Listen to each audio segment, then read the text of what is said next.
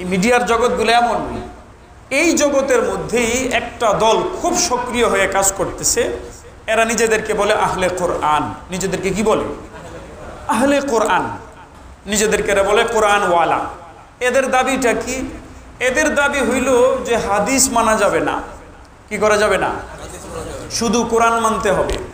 এই জন্য এরা কোরআনের দল, আহলে কোরআন। হাদিস মানা যাবে না কেন?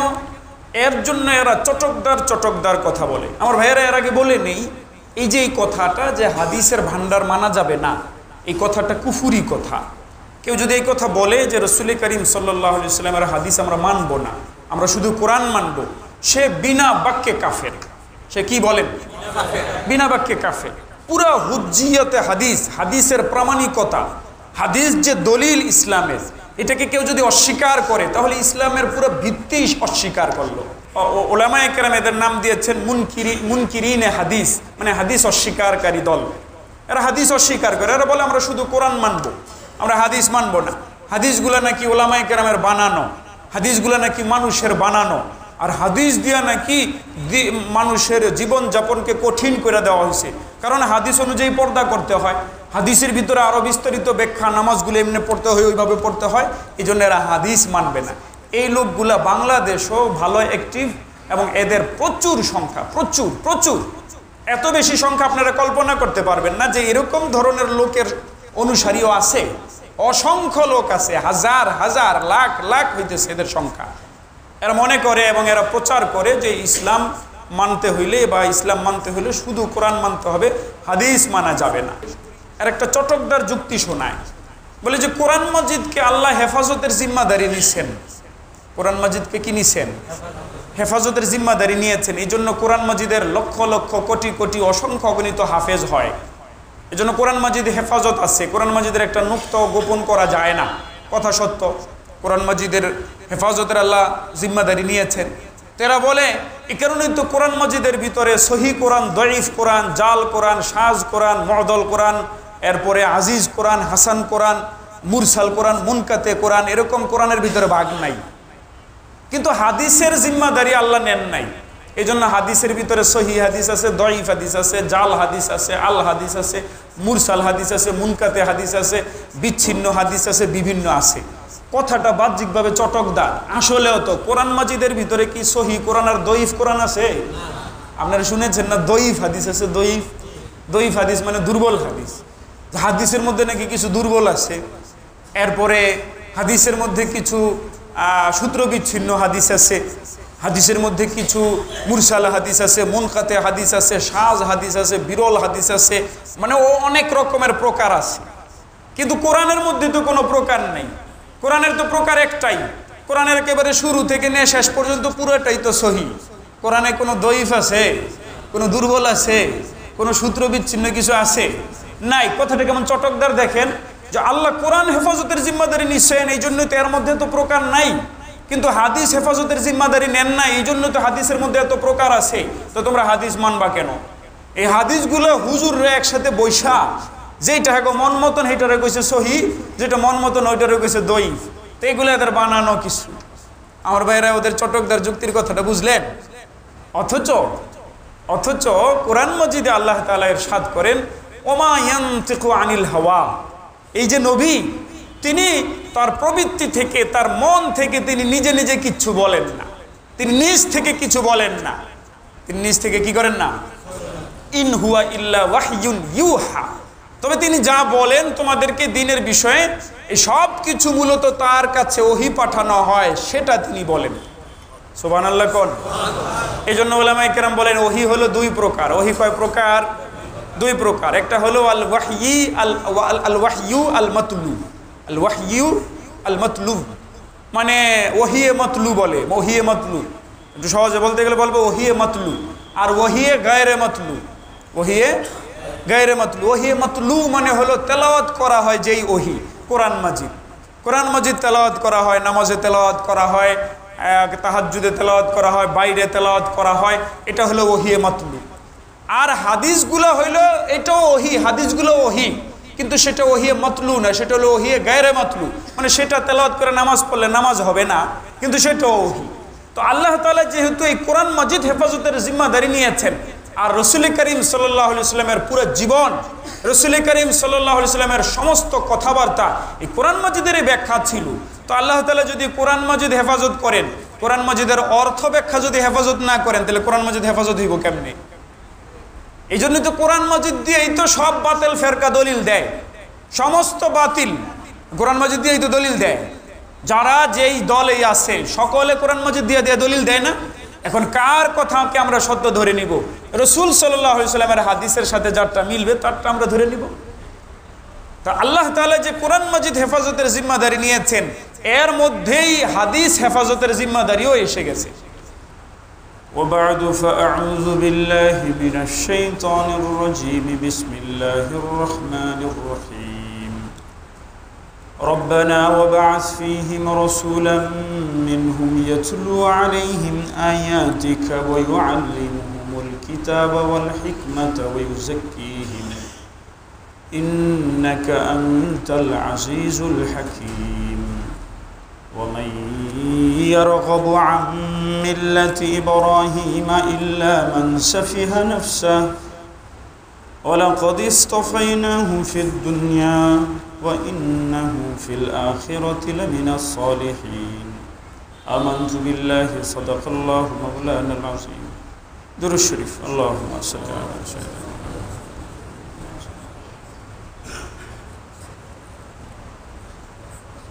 গত সপ্তাহে সূরা বাকারার 129 নম্বর আয়াত তেলাওয়াত করা হয়েছিল। হযরত ইব্রাহিম আলাইহিস সালাতু ওয়াত তাসলিম আল্লাহ তাআলার কাছে দোয়া করছিলেন, সবচেয়ে গুরুত্বপূর্ণ একটা দোয়া, যে হে আল্লাহ, আপনি এই এলাকার লোকদের মধ্য থেকে একজন রসুল পাঠান, যিনি তাদেরকে আপনার আয়াতসমূহ তেলাওয়াত করে শোনাবে। এর মধ্যে আমি বিস্তারিত আলোকপাত করেছিলাম যে তেলাওয়াতটাও, কোরআন মাজিদের তেলাওয়াতটাও একটা গুরুত্বপূর্ণ ইবাদত, বন্দেগী এবং রসুল করিম সাল্লাল্লাহু আলাইহি ওয়াসাল্লামের মৌলিক কাজ ছিল এটা, তেলাওয়াত করা, কোরআন মাজিদের তেলাওয়াত। এবং এই তেলাওয়াত ইবাদত হওয়ার কারণেই কোরআন মাজিদের মধ্যে কোনো শব্দ পরিবর্তন করা জায়েজ নাই, হারাম।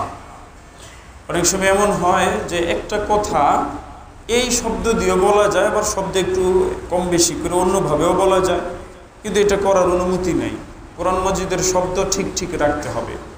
এই জন্যেই কোরআন মাজিদের তেলাওয়াতকেই তেলাওয়াত বলা হয়। তেলাওয়াত মানে হলো, আর তিলাওয়াহ মানে হলো অনুসরণ করা, মানে এখানকার শব্দের মধ্যে অনুসরণ করতে হবে।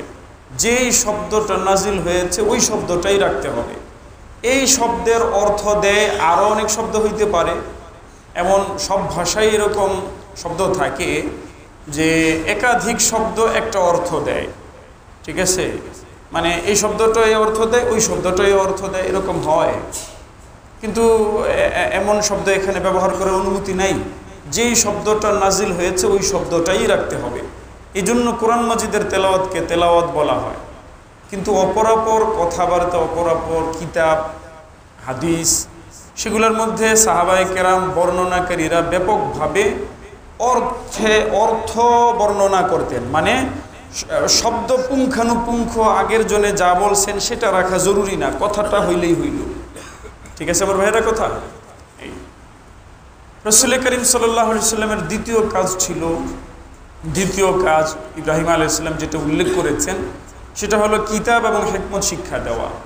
কিতাব শিক্ষা দেওয়ার অর্থ হইল কোরআন মাজিদের একটা তো হইল, প্রথম কাজ হইল তেলাওয়াত করা কোরআন মাজিদের ব্যাপারে, দ্বিতীয় কাজ হইল কোরআন মাজিদের অর্থ মর্ম শিক্ষা দেওয়া।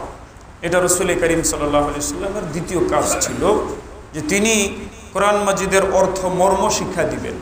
আর এই কোরআন মাজিদের অর্থ মর্ম শিক্ষা দিতে গিয়া অনেক জায়গায় ব্যাখ্যা করা লাগবে, কারণ কোরআন মাজিদ সংক্ষিপ্ত, অনেক জায়গায় সংক্ষিপ্ত, সব কিছু সবিস্তারে বিবৃত নয়, সব কিছু সব জায়গায় একেবারে শব্দে শব্দে সুস্পষ্ট নয়।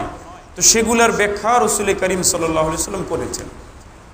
এই জন্যই রাসূল করিম সাল্লাল্লাহু আলাইহি ওয়াসাল্লামের হাদিসগুলাই আবার এর মতনই, কোরআন মাজিদের মতনই, যেখানে কোরআন নাই সেখানে কোরআন মাজিদের মতনই গুরুত্বপূর্ণ। রাসূল করিম সাল্লাল্লাহু আলাইহি ওয়াসাল্লামের কথাগুলাকে, যেগুলোকে হাদিস বলা হয়, এই জন্য এগুলা মানো সমান পর্যায়েরই জরুরি। বরং আল্লাহ রাব্বুল আলামিন কোরআন মাজিদের জায়গায় জায়গায় এই কথা ইরশাদ করেছেন যে তোমরা রসুলকে অনুসরণ করো, রসুলকে অনুসরণ করো, আল্লাহকে অনুসরণ করো, আল্লাহ রসুলকে অনুসরণ করো। রসুলকে অনুসরণের মানে কি? রসুল যেখানে হাইটে যাইতেন ওখানে হাইটে যাওয়া?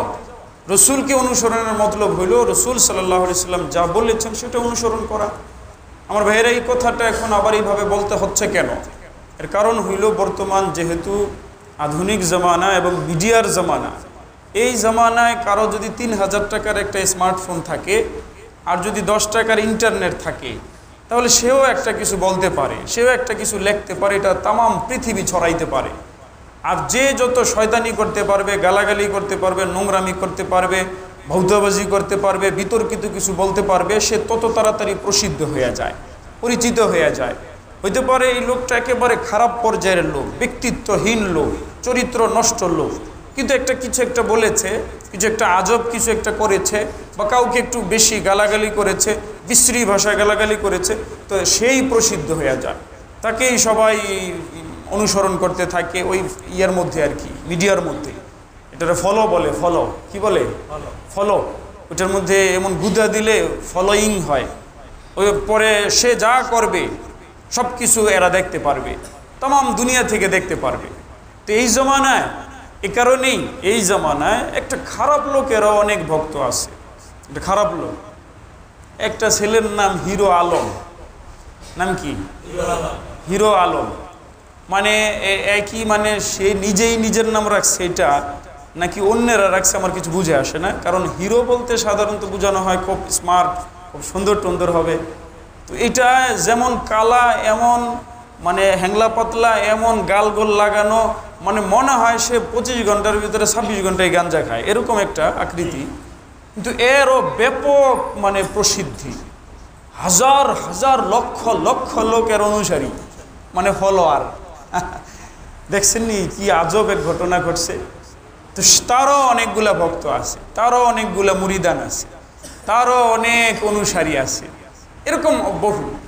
আমি ভাইয়েরা বুঝাইতে চাচ্ছি যে এই জমানায় এই বাস ৩,০০০ টাকার একটা ইন্টারনেট মোবাইল আছে যেটা ইন্টারনেট সাপোর্ট করে, আর 10 টাকার একটু ইন্টারনেট কিনতে পারছে, তো সেও কিছু একটা বলতে পারে এবং যত কিছু বিকৃত করে। এবং সত্য কথা, এটা আপনারা কেউ কইরেন না যেটা বলতেছি সামনে, কেউ যদি সত্যি সত্যি কেউ যদি ল্যাংটা হয়ে একটা ডিগবাজি দিয়ে একটা ভিডিও দেয়, তাহলে হু হু করে আর ফলোয়ার বেড়ে যাবে, এর অনেক অনুসারী হবে, যে না হ্যাঁ কিছু একটা দেখায়, একটা দেখতে হইব।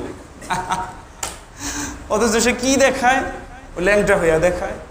মানে কথার কথা বুঝাচ্ছি, যে যত বিশ্রী ভাষায় গালাগালি। একটা লোক, এটার নাম হইল সেফুদা, মানে সেফাতুল্লাহ সেফুদা। এটার বাড়ি হইল এই চাঁদপুরে।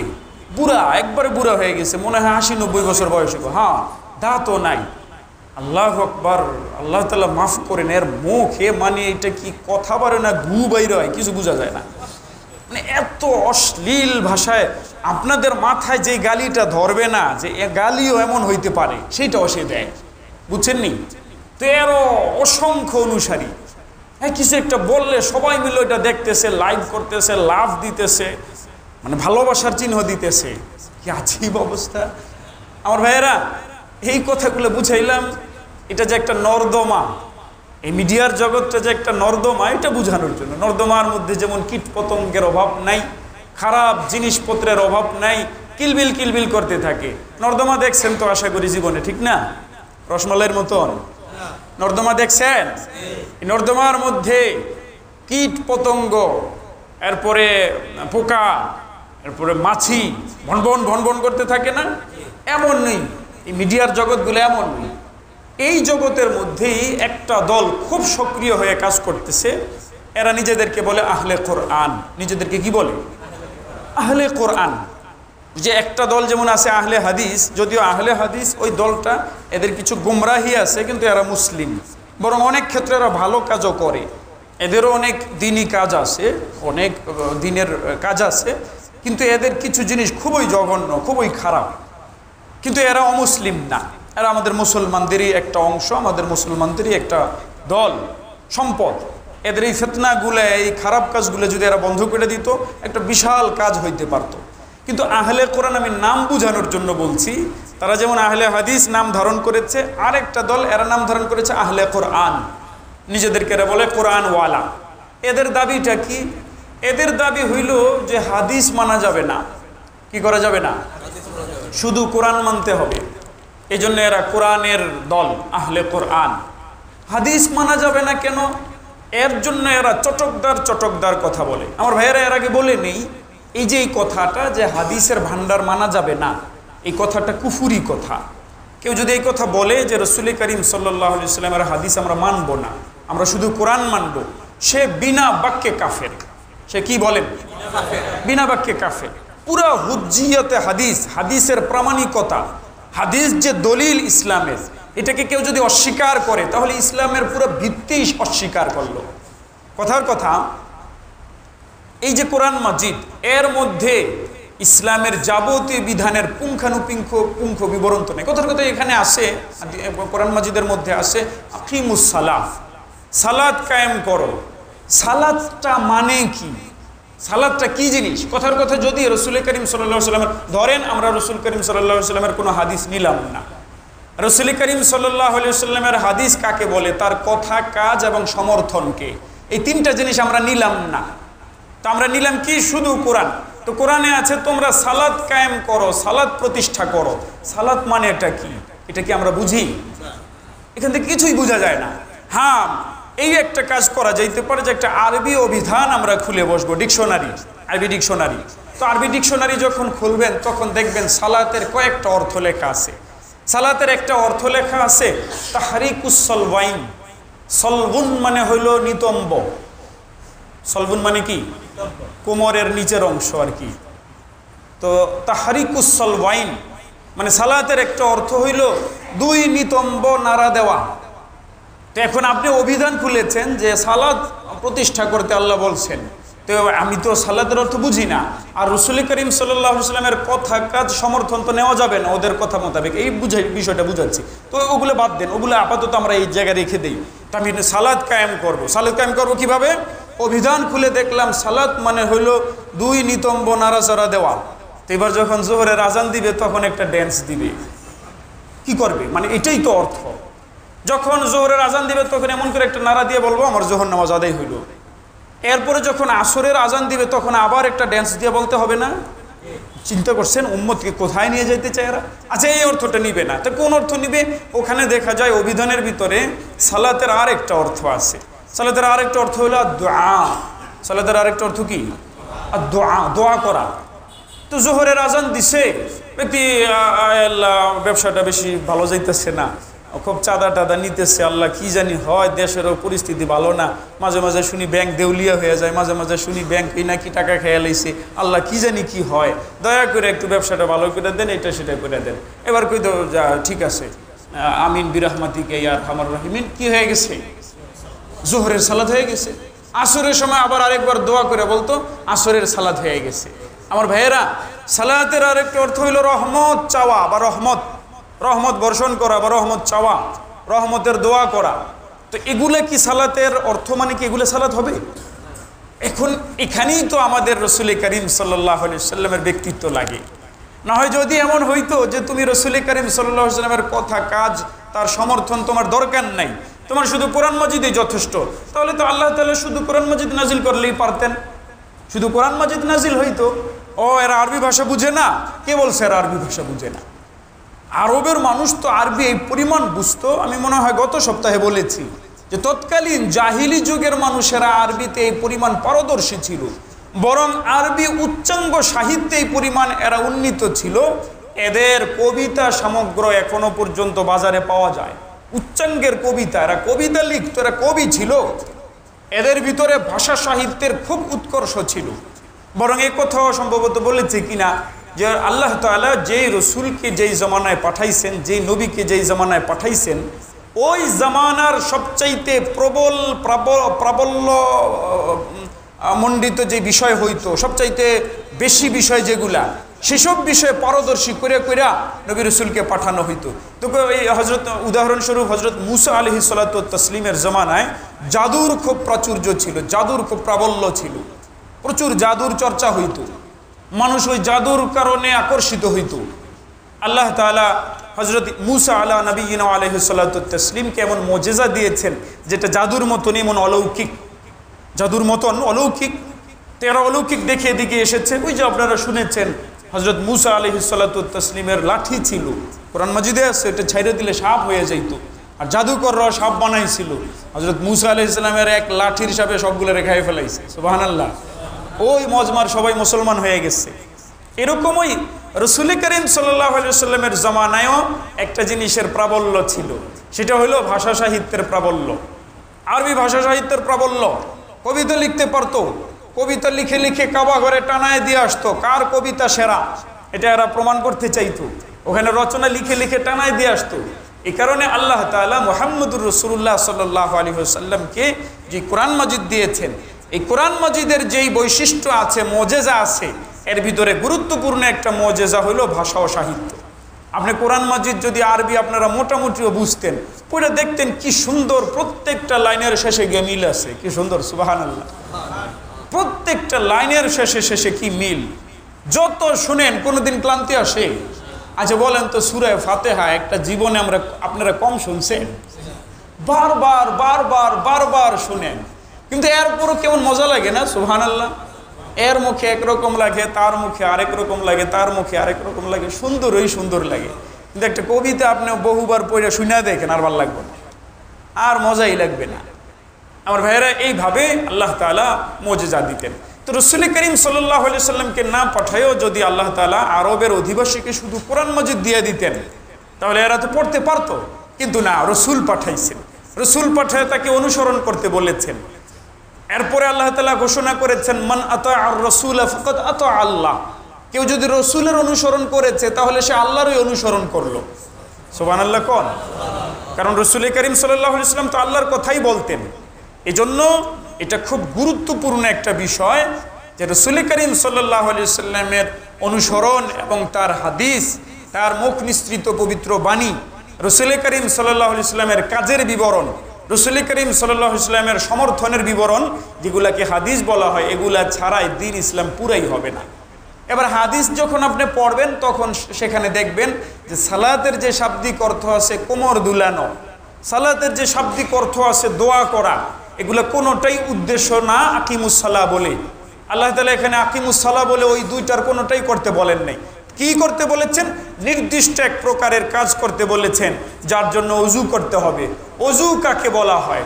ওযু মানে পরিষ্কার পরিচ্ছন্নতা অর্জন করা, ওযু মানে পরিষ্কার হওয়া, ধোয়া। কিন্তু এই ধোয়া মানেও যে কোনো জায়গা ধুইলে তো আপনার হবে না। যদি আপনি মনে করেন যে পেশাব পায়খানা যেই জায়গা থেকে বের হয়েছে ওইটারে আমি সার্ফ এক্সেল দিয়ে 7 বার ধুইব, এরপরে নামাজ পড়বো, কিন্তু ওযুর যে নিয়ম ইসলামের সেটা করব না, আপনার নামাজ হবে? হবে না। তাহলে বিষয়টা কি? রাসূল করিম সাল্লাল্লাহু আলাইহি ওয়াসাল্লামের ব্যাখ্যা ছাড়া দ্বীন ও ইসলাম মানা যাবে? এখন এই যে আমি আপনাদেরকে কিছুক্ষণ আগে বলেছি যে এই ধরনের খারাপ লোকগুলা, ফটকা সটকা লোকগুলারও যেইভাবে অসংখ্য অগণিত ফলোয়ার আছে, অসংখ্য অগণিত মানুষ এদের অনুসরণ করতেছে, এই দলটা এদের প্রাদুর্ভাব এবং এদের আবির্ভাব অনেক আগ থেকেই চলছে। এরা অনেক আগ থেকে, এবং সমস্ত উলামায়ে কেরাম সম্মিলিতভাবে এদেরকে কাফের ফতুয়া দিয়েছেন। যারা এদেরকে উলামায়ে কেরাম এদের নাম দিয়েছেন মুনকিরিনে হাদিস, মানে হাদিস অস্বীকারী দল। এরা হাদিস অস্বীকার করে, এরা বলে আমরা শুধু কোরআন মানবো, আমরা হাদিস মানবো না। হাদিসগুলো নাকি উলামায়ে কেরামের বানানো, হাদিসগুলো নাকি মানুষের বানানো, আর হাদিস দিয়া নাকি মানুষের জীবনযাপনকে কঠিন করে দেওয়া হয়েছে। কারণ হাদিস অনুযায়ী পর্দা করতে হয়, হাদিসের ভিতরে আরও বিস্তারিত ব্যাখ্যা, নামাজগুলো এমনি পড়তে হয়, ওইভাবে পড়তে হয়, এই জন্য এরা হাদিস মানবে না। এই লোকগুলা বাংলাদেশও ভালো অ্যাক্টিভ, এবং এদের প্রচুর সংখ্যা, প্রচুর প্রচুর, এত বেশি সংখ্যা আপনারা কল্পনা করতে পারবেন না যে এরকম ধরনের লোকের অনুসারীও আছে। অসংখ্য লোক আছে, হাজার হাজার লাখ লাখ হইতেছে এদের সংখ্যা। এরা মনে করে এবং এরা প্রচার করে যে ইসলাম মানতে হইলে বা ইসলাম মানতে হইলে শুধু কোরআন মানতে হবে, হাদিস মানা যাবে না, হাদিস মানা যাবে না। আমার ভাইয়েরা, এই জায়গা থেকে আমরা এই কথাটা বুঝলাম যে আল্লাহ তাআলার কাছে হযরত ইব্রাহিম আলাইহিস সালাতু ওয়াস তাসলিম যে দোয়া করেছিলেন, আল্লাহ আপনি নবী পাঠান যিনি তেলাওয়াত করবেন, 2 নম্বরে কিতাব শিক্ষা দিবেন আর হিকমত শিক্ষা দিবেন। এই হিকমতটা কি? সমস্ত মুফাসসিরিনে কেরাম বলেন এই হিকমত হলো নবী করিম সাল্লাল্লাহু আলাইহি সাল্লামের হাদিস, নবী করিম সাল্লাল্লাহু আলাইহি সাল্লামের ব্যাখ্যা। এই ব্যাখ্যা মানা ছাড়া দ্বীনই মানা যাবে না। তা আপনাদের কাছে যদি এখন দাওয়াত আসে যে আমরা কোরআন মানবো, হাদিস মানবো না, এটা কি আপনারা মেনে নেবেন? এই কথাটা বিশ্বাস করা যাবে?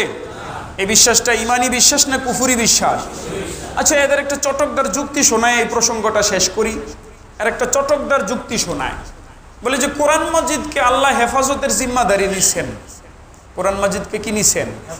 হেফাজতের জিম্মাদারি নিয়েছেন। এই জন্য কোরআন মাজিদের লক্ষ লক্ষ কোটি কোটি অসংখ্য অগণিত হাফেজ হয়। এই জন্য কোরআন মাজিদ হেফাজত আছে। কোরআন মাজিদের একটা নুক্তা গোপন করা যায় না, কথা সত্য। কোরআন মাজিদের হেফাজতের আল্লাহ জিম্মাদারি নিয়েছেন। তেরা বলে এই কারণেই তো কোরআন মাজিদের ভিতরে সহি কোরআন, দঈফ কোরআন, জাল কোরআন, সাজ কোরআন, মুআদল কোরআন, এরপরে আজিজ কোরআন, হাসান কোরআন, মুরসাল কোরআন, মুনকাতে কোরআন, এরকম কোরআনের ভিতরে ভাগ নাই। কিন্তু হাদিসের জিম্মাদারি আল্লাহ নেন নাই। এই জন্য হাদিসের ভিতরে সহি হাদিস আছে, দঈফ হাদিস আছে, জাল হাদিস আছে, আল হাদিস আছে, মুরসাল হাদিস আছে, মুনকাতে হাদিস আছে, বিচ্ছিন্ন হাদিস আছে, বিভিন্ন আছে। কথাটা বাহ্যিকভাবে চটকদার, আসলেও তো কোরআন মাজিদের ভিতরে কি সহি কোরআন আর দঈফ কোরআন আছে? আপনারা শুনেছেন না দঈফ হাদিস আছে? দঈফ হাদিস মানে দুর্বল হাদিস। হাদিসের মধ্যে নাকি কিছু দুর্বল আছে। এরপরে হাদিসের মধ্যে কিছু সূত্র বিচ্ছিন্ন হাদিস আছে, হাদিসের মধ্যে কিছু মুরসাল হাদিস আছে, মুনকাতে হাদিস আছে, সাজ হাদিস আছে, বিরল হাদিস আছে, মানে ও অনেক রকমের প্রকার আছে। কিন্তু কোরআনের মধ্যে তো কোনো প্রকার নেই। কোরআনের তো প্রকার একটাই। কোরআনের একেবারে শুরু থেকে নিয়ে শেষ পর্যন্ত পুরোটাই তো সহি। কোরআনে কোনো দঈফ আছে? কোনো দুর্বল আছে? কোনো সূত্র বিচ্ছিন্ন কিছু আছে? নাই। কথাটা কেমন চটকদার দেখেন, যে আল্লাহ কোরআন হেফাজতের জিম্মাদারি নিচ্ছেন, এই জন্য তো এর মধ্যে তো প্রকার নাই। কিন্তু হাদিস হেফাজতের জিম্মাদারি নেন না, এই জন্য তো হাদিসের মধ্যে এত প্রকার আছে। তো তোমরা হাদিস মানবা কেন? এই হাদিসগুলো হুজুররা একসাথে বৈশা, যেটা হ্যাঁ মন মতন সেইটারে কইছে সহি, যেটা মন মতন ওইটারে কইছে দঈফ। তো এগুলো এদের বানানো কিছু। আমার ভাইরা ওদের চটকদার যুক্তির কথাটা বুঝলেন? অথচ কোরআন মাজিদে আল্লাহ তাআলা ইরশাদ করেন, ওমা ইয়ানতিকু আনিল হাওয়া। এই যে নবী, তিনি তার প্রবৃত্তি থেকে, তার মন থেকে তিনি নিজে নিজে কিচ্ছু বলেন না। তিনি নিজ থেকে কিছু বলেন না। তিনি নিজ থেকে কি করেন না? ইন হুয়া ইল্লা ওয়াহয়ুন ইউহা। তবে তিনি যা বলেন তোমাদেরকে দিনের বিষয়ে, এই সব কিছু মূলত তার কাছে ওহী পাঠানো হয়, সেটা তিনি বলেন। সুবহানাল্লাহ কোন? এই জন্য উলামায়ে কেরাম বলেন ওহী হলো দুই প্রকার। ওহী কয় প্রকার? দুই প্রকার। একটা হলো আল ওয়াহয়ি আল ওয়াহয়ু আল মাতলু। আল ওয়াহয়ু আল মাতলু মানে ওহিয়ে মাতলু বলে। ওহিয়ে মাতলু একটু সহজে বলতে গেলে বলবো ওহিয়ে মাতলু। আর ওহিয়ে গায়রে মাতলু। ওহিয়ে গায়রে মাতলু। ওহিয়ে মাতলু মানে হলো তেলাওয়াত করা হয় যেই ওহি, কোরআন মাজিদ। কোরআন মাজিদ তেলাওয়াত করা হয়, নামাজে তেলাওয়াত করা হয়, তাহাজ্জুদে তেলাওয়াত করা হয়, বাইরে তেলাওয়াত করা হয়, এটা হলো ওহিয়ে মাতলু। আর হাদিসগুলো হইলো এটাও ওহি, হাদিসগুলো ওহি, কিন্তু সেটা ওহিয়ে মাতলু না, সেটা হলো ওহিয়ে গায়রে মাতলু। মানে সেটা তেলাওয়াত করে নামাজ পড়লে নামাজ হবে না, কিন্তু সেটাও ওহি।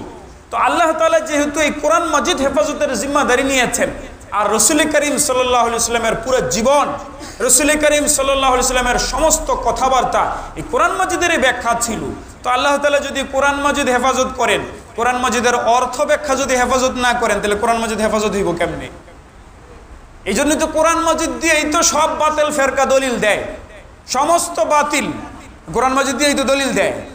যারা যেই দলেই আছে সকলে কোরআন মাজিদ দিয়ে দলিল দেয় না? এখন কার কথাকে আমরা সত্য ধরে নিব?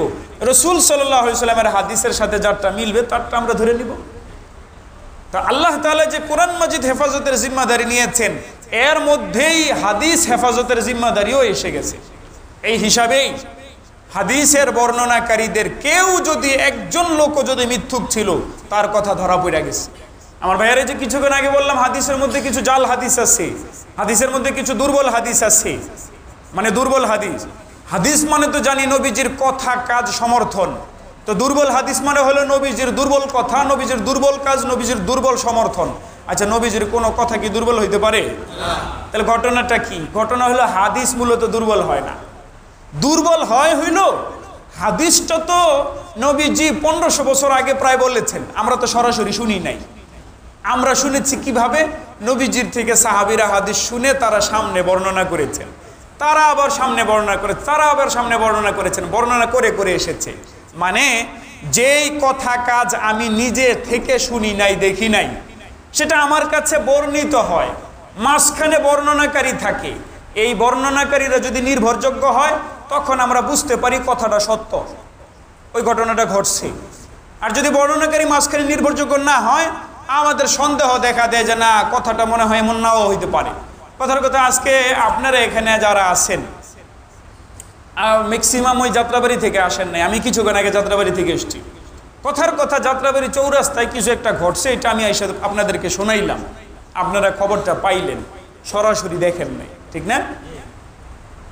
আবার আরেকটা লোক এসে শোনাইলো, আমি তো মৌলবী সাহেব মানুষ, আপনাদের খতিব, আপনাদের নামাজ পড়াই, তো আমারও তো আপনারা চিনেন, আমি কতটুকু সত্যবাদী মিথ্যাবাদী, আমার ব্যক্তিত্ব কেমন। আরেকটা লোক আসছে, ওই লোকটা হলো এমনি দিনের 24 ঘন্টা, কিন্তু হ্যাঁ কেমনে জানি 25 ঘন্টা বানাইছে গাঞ্জা খাওয়ার লেগা। কিসের লেগা? মানে 24 ঘন্টার ভিতরে 25 ঘন্টা গাঞ্জা খায়। কি খায় কোন না? 24 ঘন্টার ভিতরে ওই লোকটা একটা খবর বলছে। আচ্ছা বলেন তো, এই যে দুইটা খবর আসলো, এই দুটোটা খবরের কোনোটা খবরে আপনারা নিজ চোখে দেখেন নাই, নিজ চোখে গিয়ে দেখে আসেন নাই বিষয়গুলা, মাঝখানের বর্ণনাকারীর মাধ্যমে শুনেছেন। বলেন তো কার কথাটা একটু বেশি বিশ্বাস করবেন? আমারটা না? হুজুর সামনাসামনি বইয়ে রয়েছে, কেমনি কই আপনারটা বিশ্বাস করা যেত না? সামনাসামনির কথা না, এমনিতেই বলেন একটা গাঞ্জাখোরের কথারে কি অতটা বিশ্বাস করা যাবে? কিন্তু একটা আলেমের কথা বিশ্বাস করা যায় না? এই যে এটার নাম হলো মাঝখানের বর্ণনাকারী। নবী করিম সাল্লাল্লাহু আলাইহি ওয়াসাল্লাম 1400 বছর আগে, 1450 1500 বছর আগে অমুক কথাটা বলেছেন। এটা বলেছেন কি বলেন না আমরা দেখি নাই, মাঝখানের লোকেরা বলছে, বলেছেন কি বলেন না। মাঝখানের সবগুলো লোক শক্তিশালী, নির্ভরযোগ্য হইলে, মেধা শক্তি ভালো থাকলে, আমল আখলাক ভালো থাকলে, সব কিছু ঠিক থাকলে আমাদের কথাটা বিশ্বাস হয় যে ওনারা সকলে যেহেতু বড় বড় আলেম ছিলেন, সত্যবাদী ছিলেন, ওনারা মিথ্যা বলবেন না, নবীজির উপর মিথ্যা বলতে পারেন না, ওনাদের পুরো জীবন চলে গেছে কোরআন সুন্নাহর জন্য, ওনারা মিথ্যা বলতে পারেন না, তখন আমরা বিশ্বাস করে নেই যে নবীজি কথাটা বলছেন। আর যখন মাঝখানের বর্ণনাকারীগুলোর ভিতরে এমন নষ্ট থাকে, ভ্রষ্ট থাকে, সমস্যাযুক্ত থাকে, তখন আমাদের সন্দেহ দেখা দেয় যে নবীজি কথাটা বলছেন কিনা। আমার ভাইয়েরাই যে সহিহ দঈফ বা প্রকারগুলো যে বলা হয়, এটা এই হিসাবে হাদিসের গুণ না, হাদিসের দোষ গুণ না, এটা হলো মাঝখানের বর্ণনাকারীদের দোষ গুণ। বর্ণনাকারীরা দুর্বল হলে বলে হাদিস দুর্বল, মূলত হাদিস দুর্বল না। কথাটা বুঝাইতে পারছি না আমার ভাইয়েরা?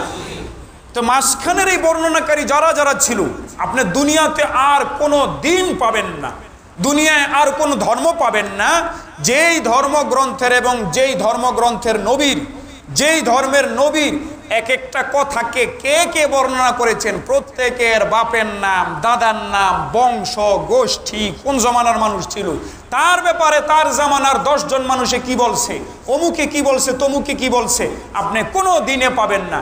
ইসলাম ধর্ম যে আল্লাহর পক্ষ থেকে নাজিল হয়েছে, এটার একটা বড় একটা প্রমাণ হলো এই ইসনাদ, এই আসানিদ, এই সনদের সিলসিলা। আপনারা হয়রান হয়ে যাবেন, ভুরি ভুরি কিতাব, কোন কিতাব 80 খণ্ডে, সিয়ারু আলামিন নুবালা, এক ইমাম লিখেছেন, ইমাম জাহাবি রাহিমাহুল্লাহ, একজনে একটা কিতাব লিখেছেন 80 খণ্ড, প্রত্যেক খণ্ডের ভিতরে 600 700 800 করে পৃষ্ঠা। জানেন ওই কিতাবে কি আছে? ওই কিতাবে আছে কথার কথা বুখারী শরীফে একটা হাদিস বর্ণিত হয়েছে। ইমাম বুখারী রাহমাতুল্লাহ নির্ভরযোগ্য মানুষ ছিলেন, সবাই আমরা জানি। ইমাম বুখারী এই হাদিসটা শুনেছেন অমুকের থেকে, তিনি শুনেছেন অমুকের থেকে, তিনি শুনেছেন অমুক সাহাবীর থেকে, তিনি শুনেছেন সরাসরি নবীজির থেকে। তো পুরো উম্মত একমত যে নবীজির ছাত্র সাহাবী যারা, তারা মিথ্যা বলতে পারেন না, তারা সকলে নির্ভরযোগ্য। আর সাহাবাতু কুল্লুহুম উদুল, সমস্ত সাহাবা ইকরাম নির্ভরযোগ্য, এটা সবাই জানে। সাহাবা ইকরামের পরে যে 2 জন বা 3 জন লোক আছে, এই 2 জন 3 জন লোক কারা ছিলেন, তার নাম কি, তার বাপের নাম কি, এমনকি তার পোলার নাম কি, তার উপনাম কি, ডাক নাম কি। আজীব হইবেন আপনারা, আশ্চর্য, এগুলো বলতেও ভাল লাগে, শুনতেও ভাল লাগে, আমাদের ইমান তাজা হয়। অনেকের ছেলের কারণে তার নাম, ছেলের নাম ধরে ডাকে না, অমুকের বাপ, হ্যাঁ অমুকের বাপ। ধরেন আপনার একটা ছেলে আছে নাম আব্দুল্লাহ, তো বলে না আব্দুল্লাহর বাপ, এটাকে বলা হয় কুনিয়াত। কি বলে এটার আরবিতে? আল কুনিয়াহ, কুনিয়াত, কুনিয়াত, উপনাম বলতে পারেন, উপনাম। তার উপনাম কি ছিল, তার নাম যদি 3টা হয়, ডাক নাম আবার কি ছিল, তার বংশ কি ছিল, তার বাবার নাম কি, তার বাবার বাবার নাম কি। আপনারা কিন্তু আপনাদের পরদাদার উপরে নাম জানেন না, কিন্তু ইমাম জাহাবি রহমাতুল্লাহ এক একজন রাবির পরদাদা, তার দাদা, তার দাদার নামও লেখা রাখছেন। সুবহানাল্লাহ। এরপরে ওই জমানায় ওই জমানায় আরো অন্যান্য যারা আলেম ছিলেন তারা তার ব্যাপারে কি বলছেন। ধরেন আমি এই জামানায় আছি, আমার আশপাশের যারা আলেম, আমার আশপাশের যারা লোক, তারা বলতে পারবে না যে আমি কি ভালো মানুষ না খারাপ মানুষ, আমি নির্ভরযোগ্য না অনির্ভরযোগ্য। তো আপনারা আশ্চর্য হবেন, হাদিসের এমন যে লক্ষ লক্ষ বর্ণনাকারী, কোটি কোটি বর্ণনাকারী, সকলের জীবনই সংরক্ষিত আছে। কেউ জীবনে একবার একটা মিথ্যা কথা বলছে, তো ওনার বর্ণিত কোনো হাদিস নেওয়া হয় না। উনি কিন্তু এই হাদিসটার ব্যাপারে মিথ্যা বলছেন, এটার কোনো প্রমাণ নাই, কিন্তু উনি জীবনে অন্য কোনো ক্ষেত্রে মিথ্যা বলছেন, তখনও তার হাদিসটা নেওয়া হয় না। আশ্চর্য দেখছেন কেমন হাদিসের ব্যাপারে সতর্কতা করা হয়েছে। একটা লোক ওনার মুখস্থ সব কিছু ঠিক আছে, ওনার আপনার আমল ভালো, ওনার আকীদা বিশ্বাস ভালো, উনি সব কিছু সুন্দর, সব কিছু ভালো, কিন্তু মুখস্থ শক্তি একটু দুর্বল ছিল। বাকি মুখস্থ শক্তি দুর্বল মানে আমাদের মতো দুর্বল এমন না, বরং এটার দৃষ্টান্তটা হইল এই যে আমাদের যারা হাফেজ সাহেব থাকেন, আপনি দেখবেন কোন হাফেজ সাহেব এমন আছেন, উনি 30 পারা কোরআন মাজিদ শোনায় দিতে পারেন, ওনার কোনো লোকমা লাগে না। দেখছেন নিয়ে অনেক সময় এমন হয় না, লোকমা ছাড়াই তারাবিতে তেলাওয়াত করতেছেন, তাহলে বোঝা যায় ওনার স্মরণ শক্তিটা প্রখর, স্মরণ শক্তিটা ভালো, মুখস্থ শক্তি ভালো। আবার অনেক সময় এমন হয় কোন হাফেজ সাহেব তেলাওয়াত করতে গিয়া মাঝে মাঝে লোকমা লাগে, বুঝছেন নি, মাঝে মাঝে লোকমা লাগে। আচ্ছা, ওনার এই লোকমাটা লাগে কেন? লাগে হইলো উনি তো অনেক এত বড় কিতাবটাকে মুখস্থ করেছেন, মাঝে মাঝে প্যাঁচ লেগে যায়, এই জন্য লোকমা লাগে। ওনার ওই যে প্রখর মেধার চাইতে তুলনামূলক মেধাটা একটু কম। আমার ভাইরা ঠিক একইভাবে যখন পর্যন্ত কিতাব লেখা হয় নাই ততক্ষণ পর্যন্ত এক একজনে হাদিস মুখস্থ রাখতেন এবং নিজের কাছে নিজে কোনো মতে কাপড় কোপড়ে বা কোনো মতে কিছুতে লিখে টিখে রাখতেন, সংরক্ষণ করতে থাকতেন। আর মুখস্থ শক্তিও প্রখর ছিল, ভুল হইতো না। কিন্তু যার একটু ভুল হয়ে যাইত তার ব্যাপারেই বলা হয় যে ওনার তো মাঝে মাঝে ভুল হইতো। এই হাদিসে ভুল করছেন কিনা জানি না, কিন্তু মাঝে মাঝে যেহেতু অনেক সময় ওনারা ভুল হইতো, তাহলে এখন ওনার এই হাদিসটাকে অত শক্তিশালী ধরা হবে না, ওনার বর্ণিত। দেখেন তো কতটুকু সতর্কতা করা হয়েছে। একটা লোক একবার লেনদেনের মধ্যে একটু উল্টাপাল্টা করছে, একটু ভুল লেনদেন করেছে, এই কারণে আর তার হাদিস নেওয়া হয় না যে না উনি একটা খারাপ মানুষ ছিল, হইতে পারে উনি মিথ্যা কথা বলতেছে হাদিসের নামে। তাহলে হাদিসকে কিভাবে সংরক্ষণ করা হয়েছে? আমার ভাইয়েরা, এই হিসাবে হাদিসের ব্যাপারে কোনো সন্দেহ নাই। কোন হাদিসের বর্ণনাকারীদের কি অবস্থা, কার ব্যাপারে কি অবস্থা, কে কেমন ছিল, সব লিপিবদ্ধ আছে, একদম ফকফকা। এই হিসাবে দ্বীন ও ইসলামের সব কিছু পুরা ফকফকা, স্পষ্ট, এখানে কোনো সন্দেহের অবকাশ নাই, হাদিসের ভান্ডারের সন্দেহ অবকাশ নাই। আল্লাহ তাআলা আমাদের সবার ইমানের হেফাজত করেন, আমিন। তৃতীয় যেই কাজ ইব্রাহিম আলাইহিস সালাম, নবী করিম সাল্লাল্লাহু আলাইহি ওয়াসাল্লামের তৃতীয় যেই কাজের উল্লেখ করেছেন, সেই কাজটা হলো ইউজাক্কিহিম, এবং এই নবী মানুষকে তাজকিয়া করবে। তাজকিয়া মানে হলো পবিত্র করা। মানুষকে পবিত্র করার মানে কি? মানুষকে শুদ্ধ করার মানে কি? মানুষকে শুদ্ধ করা এবং মানুষকে পবিত্র করার অর্থ হইল মানুষের চরিত্রের ভিতরে যে কিছু দোষ ত্রুটি থাকে, আল্লাহ পরীক্ষার জন্য বানাইছেন এমনি। মানুষের দোষ ত্রুটির ভিতরে যে হিংসা থাকে, মানুষের দোষ ত্রুটির ভিতরে যে অহংকার থাকে, মানুষের স্বভাবের ভিতরে যে দুনিয়ার লোভ থাকে, মানুষের স্বভাবের ভিতরে যে পর নারীর লোভ থাকে, মানুষের স্বভাবের ভিতরে যে আরেকজনের সৌন্দর্য দেখতে পারে না, এই যে দোষগুলা থাকে, বিভিন্ন রকমের দোষ ত্রুটি থাকে, কৃপণতা থাকে, এই দোষ ত্রুটিগুলারে দূর করা, এটা নবীজির কাজ ছিল। যে তিনি মানুষকে বুঝায়া বুঝায়া বুঝায়া বুঝায়া আমল দিয়া দিয়া তাদের অন্তরের এই দোষ ত্রুটিগুলো দূর করবেন। আল্লাহ তাদেরকে বানাইছেন হিংসা দিয়া পরীক্ষার জন্য। এই হিংসা তাদের দিল থেকে দূর করা হবে, তাদের দিল থেকে অহংকার দূর করা হবে, দুনিয়ার মহাব্বত দূর করা হবে, ইত্যাদি ইত্যাদি দোষগুলা দূর করা হবে। আবার এটাকে বলে তাখলিয়া। এটাকে কি বলে বলেন? তাখলিয়া। তাখলিয়াতুন মানে হলো খালি করা, মানে অন্তরটাকে এইভাবে খালি করা হবে। এরপরে অন্তরের মধ্যে আবার অনেক ভালো ভালো গুণ অর্জন করার আছে, যেমন বিনয়, নিজের ছোট মনে করা, যেমন শুকরিয়া আদায় করা, যেমন দিলের ভিতরে আপনার দুনিয়ার প্রতি অনাসক্তি সৃষ্টি করা, দিলের ভিতরে আল্লাহর মহাব্বত সৃষ্টি করা, কোরআনের মহাব্বত সৃষ্টি করা, ইত্যাদি ইত্যাদি। এই গুণগুলা এটাকে বলে তাহলিয়া। আগেরটাকে বলে তাখলিয়া খ দিয়া, আর পরেরটাকে বলে তাহলিয়া। তাহলিয়াতুন মানে হলো সজ্জিত করা। দিলটাকে প্রথমে পরিষ্কার করতে হয় দোষ ত্রুটি থেকে, এরপরে দিলটাকে গুণাবলী দিয়ে সজ্জিত করতে হয়। যেমন এই যে আপনাদের যে ঘরের ভিতরে গ্রিল থাকে, এই গ্রিলের মধ্যে দেখবেন মরিচা পড়ে। আপনি এটারে সুন্দর করার দুইটা পদ্ধতি অবলম্বন করতে পারেন। একটা পদ্ধতি হলো এই মরিচাগুলারে শিরিষ কাগজ দিয়ে না ঘষাই এটার উপরে রং দিয়ে দেওয়া। তো রং দিয়ে দিলে কিছুদিন সুন্দরই লাগবে, কিন্তু কিছুদিন পরে দেখবেন কেমন যেন মানে মানে মোটা মোটা হইয়া ফুল্লা ফুল্লা পড়তাছে, ঠিক না ভাইয়ের আমার? মরিচা যেহেতু আপনি পরিষ্কার করে নেন নাই। আর আরেকটা হলো না, প্রথম ওইটার আপনি ঘষাঘষি করে একেবারে সব ঘষা মরিচা যা ছিল, ঝং যা ছিল ওগুলোকে সব দূর করা প্রথমে, এরপরে রং দেওয়া। এটা অনেক দিন পর্যন্ত ভালো থাকবে, এটা ইটা লোহাটা ভালো থাকবে। আমার ভাইরা ঠিক একইভাবে দিলের থেকে কিছু দোষ এগুলা দূর করতে হয়, কিছু গুণ অর্জন করতে হয়, এটাকে বলে তাজকিয়া। এটা রাসূল করিম সাল্লাল্লাহু আলাইহি ওয়াসাল্লামের অন্যতম একটা কাজ ছিল। এটার নিয়ে আবার পরবর্তী যুগে অনেক বাড়াবাড়ি ছাড়াছাড়ি হইতে হইতে হইতে হইতে বর্তমানে এমন হয়েছে এটার একটা শাস্ত্র নাম দেওয়া হয়েছে তাসাউফ শাস্ত্র। এর মধ্যে যারা মেহনত করে এদেরকে সুফি বলা হয়। এই সুফিদের ভিতরে অনেকের এলেম কালাম থাকে, আমল অনুযায়ী আমল করে, কোরআন সুন্নাহ মোতাবেক আমল করে। আবার অনেকে সম্পূর্ণ কোরআন সুন্নাহর বাইরে নিজেরা কুফুরি শিরকি একটা মতবাদ দাঁড় করে বলতেছে আমরা সুফি, আমাদের এটাও তাসাউফ, এটাও পীর মুরিদি। আমার ভাইরে এই যে এখানে বাড়াবাড়ি ছাড়াছাড়ি আছে, এই জায়গার ভিতরে ভণ্ডামি ব্যাপকভাবে প্রবেশ করেছে এবং মানুষের এখানে যেহেতু একটা শ্রদ্ধা ভক্তির বিষয়, এটা নিয়ে বড় বিশৃঙ্খলা হচ্ছে। আল্লাহ তাআলা তৌফিক দিলে আগামী জুমায় কিতাব থেকে কিছু প্রামাণ্য কিতাব থেকে এই দুই দল বাড়াবাড়ি ছাড়াছাড়ি, দুই দলের নির্ভরযোগ্য, দুই দলে একদম মাথা পাইতা মাইনা নেয় দুইজন আলেম। একজন হলো ইবনু তাইমিয়া রাহিমাহুল্লাহ, শেখুল ইসলাম ইবনু তাইমিয়া রাহিমাহুল্লাহ, যাকে যারা তাসাউফ এবং এই আত্মশুদ্ধির সিলসিলাগুলাকে গণহারে বাসবিচার ছাড়া যারা এটারে অস্বীকার করে তারা খুব মানে। আমি তার কিতাব থেকে ইনশাল্লাহ আগামী জুমায় পড়ে শোনাবো।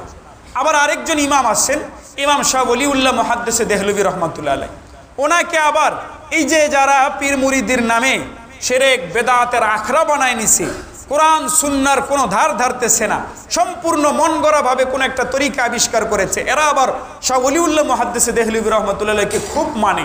আমি শাহ ওলিউল্লাহ মুহাদ্দিস দেহলভী রহমাতুল্লাহ আলাইহির কিতাবও আনবো, তার কিতাব থেকে আবার তাদের ভুলটা ধরায় দেব।